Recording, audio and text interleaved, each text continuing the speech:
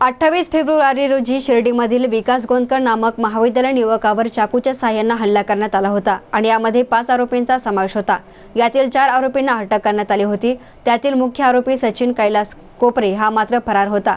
त्याचा शोध घेण्यासाठी जिल्हा पोलीस अधीक्षक डॉक्टर सौरभ त्रिपाठी, श्रीरामपूरचे अप्पर पोलीस अधीक्षक जाधव आणि शिर्डीचे उपविभागीय पोलीस अधिकारी सागर पाटील यांच्या मार्गदर्शनाखाली पथक तैनात करण्यात आलं होतं आणि त्यानुसार आज मुख्य आरोपी सचिन कोपरे याला गुप्त खबऱ्यांकडून मिळालेल्या माहितीच्या आधारे औरंगाबाद येथून अटक करण्यात आली।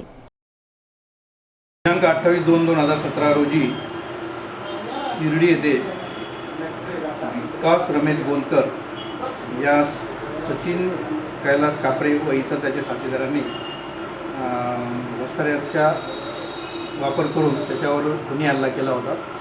याबाबत पोलीस स्टेशनला कलम 307 विथ राईटचा गुन्हा दाखल आहे। गुन्ह्यातील मुख्य आरोपी सचिन कैलास कापरे हा होता व गुन्हा घडल्यापासून तो फरार होता।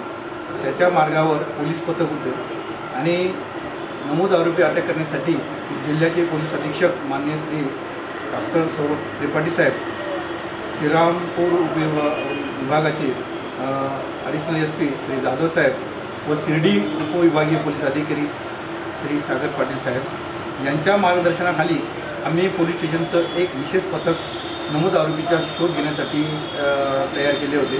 त्यामध्ये API राक्षे, शहाजी आढाव, PC पंडोरे, इरफान आणि PSI मुलगी पहाडे अशा 2 पथक तयार करून आरोपीचा शोध घेत होतो।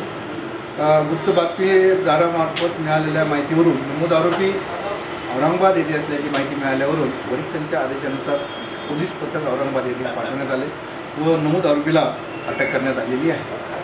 आज रोजी नमूद आरोपीला माननीय न्यायालयापुढे हजर करून आरोपीचा पोलीस कस्टडी रिमांड मागून पोलीस तपास करण्यात येतो। नमूद प्रकरणामध्ये एकूण 4 आरोपी अटक करण्यात आलेले असून आज जो मुख्य आरोपी होता तो सुद्धा अटक झालेला आहे।